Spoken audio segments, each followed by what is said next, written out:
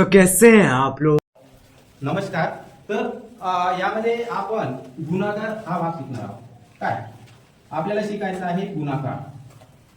यामध्ये शिकत असताना हा भाग आपल्याला येणं खूप महत्वाचं आहे आणि यामध्ये आपल्याला म्हणजे काही म्हणजे गणितीय चिन्ह आहे बरोबर नाही. यामध्ये आपल्याला म्हणजे गणितीय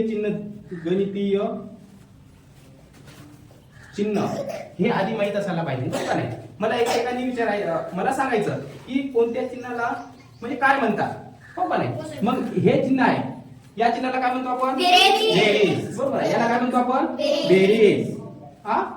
आणि हे चिन्ह आहे, या चिन्हाला काय म्हणतो? बरोबर आहे, वजाबाकी. बाकी. आणि हे चिन्ह आहे, या चिन्हाला याला काय म्हणतात? बरोबर आहे, याला म्हणतात भागाकार. आणि हे एक चिन्ह असतं याचं माहिती आहे तुम्हाला? तुम्हाला सांगितलं. आणि हे चिन्ह आहे आता बरोबर आहे, याला काय म्हणतात मग? गुणाकार. म्हणजे आपल्याला मी सांगितलं की जे आपल्याला हे बघायचं आहे आता गुणाकार बघायचा आहे, तर गुणाकारचं चिन्ह हे त्या पद्धतीचं असते बरं का नाही. मग याचं आपण जे चिन्ह आहे म्हणजे आधी तुम्हाला मी चिन्ह सांगतो. चिन्ह हे म्हणजे या पद्धतीचं असते. समजलं का? महत्वाची गोष्ट आहे. चिन्ह हे आपल्याला माहित असणे खूप महत्वाचं आहे आणि यामध्ये ह्या गोष्टी देखील महत्वाच्या आहेत. आणि एक मी आता तुम्हाला एक्झाम्पल सांगतो बघा. एक आपण असं नाही का बॉक्स घेतला, एक बोलायचं नाही, एक आपण बॉक्स घेतला आणि यामध्ये वेगवेगळे आपण हे काढले डॉट 1 2 3.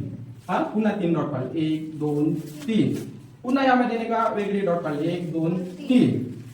जर आपण नाही का मोजलं याला 1 2 3 4 5 6 7 8 9 म्हणजे आपल्याला सांगता येईल की याला मोजताना आपण मोजलं की येईल पण त्याला वेळ लागेल. पण याच्यामध्ये जे गुणाकाराची नाही काही असते प्रक्रिया ती वेगळी असते बरोबर ना. मग यामध्ये बघा 1 2 3 आहे ना आणि पुन्हा 1 2 3 आहे.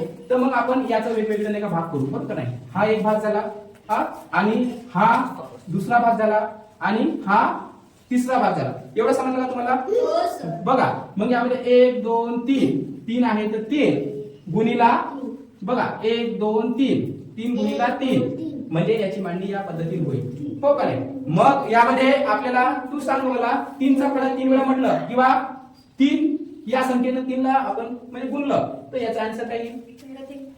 9. 3 चा फळा म्हणजे 3 वेळा 3 3 7 3 3 9. 3 3 9. मग यामध्ये नाही का मी पुन्हा तुम्हाला एक्झाम्पल देतो. बस यामध्ये आता आपल्याला बघायचं आहे. यामध्ये आपण घेतलं 3 गुणिला म्हणजे 5 आणि यामध्ये घेतला आपण 6 गुणिला 5. यामध्ये पुन्हा घेतला आपण 9 गुणिला 3. ओके. आता ह्या गोष्टी आपल्याला माहित पाहिजे. आणि ही मांडणी आहे ही नाही का उभी मांडणी आहे. याला काय म्हणतात? उभी मांडणी. ह्या गोष्टी लक्षात ठेवायचा. आणि मग यामध्ये उभी मांडणी म्हणजे आता आपल्याला बघा की हे दिलेले आहे म्हणजे 5. म्हणजे 5 चा पाढा 3 वेळा म्हणायचा आहे. चल उभा 3 वेळा म्हणून दाखव. मग याचं उत्तर काय येईल? याचं उत्तर काय येईल? शाबास. बस. आणि मग मला सांगा की ही संख्या आहे या संख्येला गुणाकारामध्ये म्हणजे काय म्हणतात? या संख्येला गुणाकारात काय म्हणतात? तुम्हाला शाळेवर शिकवलं असेल किंवा शाळेमध्ये शिकवलं असेल की एखादी संख्या असते हो का नाही.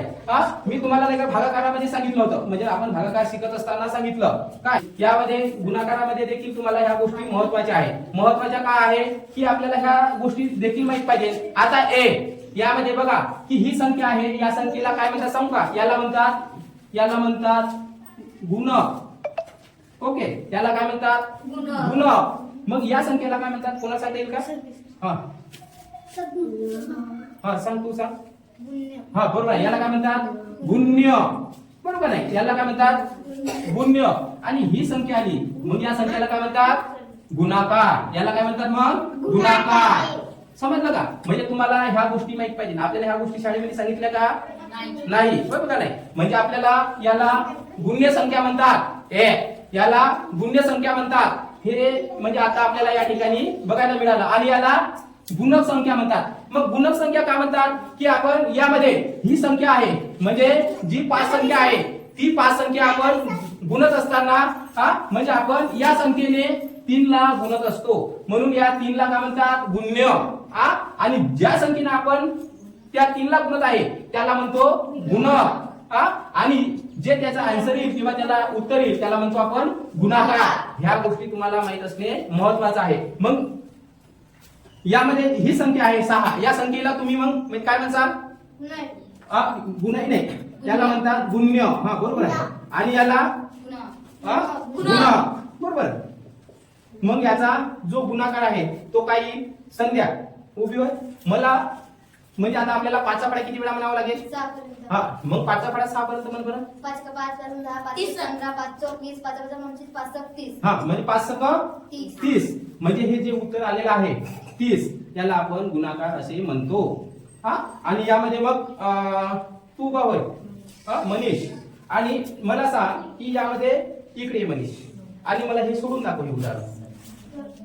मोठे 3चा पाढा. 3 6 3 9 3 12 3 5 15 3 18 3 7 21 3 8 24 3 9 3 9 27 3 9 3 9 27. मग इथं उत्तर काय येईल? मग ही 27 कसं लिहायचं? 7 नाही 2 आणि 7. 2 आणि 7 मोठं. हा 2 आणि 7. शाबास. Bye bye, tata, good bye.